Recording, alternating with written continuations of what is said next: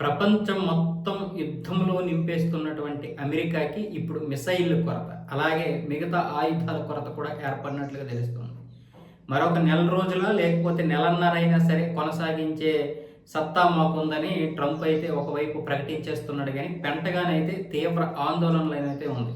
America సైన్యం తీవ్ర భయాందోళనకు గురవుతుంది. ఎందుకు అంటే ఇక్కడ ఇంటర్సెప్టర్ మిసైల్ కొరత కూడా ఏర్పడుతుంది. పైగా మరొక 3-4 రోజుల తర్వాత ఆ ఇంటర్సెప్టర్ మిసైళ్లు పూర్తిగా ఖాళీ అయ్యే అవకాశాలు ఉన్నాయి.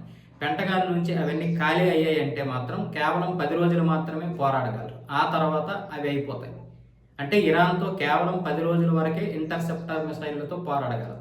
మరి మిగతా పరిస్థితి, మిగతా ఆయుధాలు కూడా మహా అయితే మరొక 10 రోజులు. ఎందుకంటే వివిధ రకాల యుద్ధాల వల్ల ఆ యొక్క మిసైళ్ళు అలాగే మిగతా ఆయుధాలన్నీ కూడా ఖాళీ అయిపోతున్నాయి.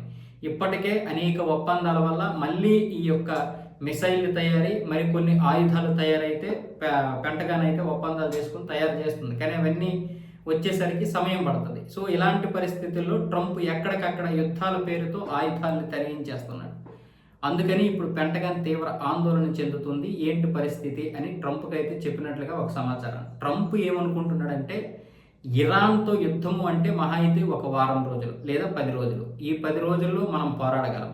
ఈలోగా ఇరాన్ ఓడిపోతుంది, ఖచ్చితంగా కాళ్ళ దగ్గరికి వస్తుంది, బేరాలు ఆడుతుంది అన్న ఉద్దేశంతో ఇప్పుడు ఇరాన్ మీద అయితే ట్రంప్ ఈ దాడి చేసినట్లుగా తెలుస్తుంది. కానీ ఇరాన్ కనుక 10 రోజుల లోపు వీళ్ళ దగ్గరికి రాకపోతే, అంటే శరణు జొచ్చి రాకపోతే మాత్రం చాలా కష్టం. అటు ఇజ్రాయెల్ దగ్గర కూడా ఆయుధాలు కొరత ఉంది. ఎందుకు అంటే హమాస్తో పోరాడి తన యొక్క ఆయుధాగారం ఖాళీ అయిపోయింది. ఇంతకుముందు కూడా ఇరాన్తో 12 రోజులు చేసినటువంటి యుద్ధంలో అది కూడా ఖాళీ చేసుకుంది. సో ఇలాంటి పరిస్థితుల్లో ఇప్పుడు ఈ రెండు దేశాల మధ్య తీవ్ర సంక్షోభం అయితే కనిపిస్తుంది. మరి ఇంకెక్కడ బయట నుంచి ఏమైనా పాశ్చాత్య దేశాల నుంచి అర్జెంటుగా తీసుకొచ్చి చేస్తారా లేకపోతే ఏమో, కానీ ఇటు ఇరాన్ నుంచి ఎదుర్కోవడానికి వాళ్ళు చాలా ఎక్కువ ఖర్చు పెట్టాల్సి వస్తుంది.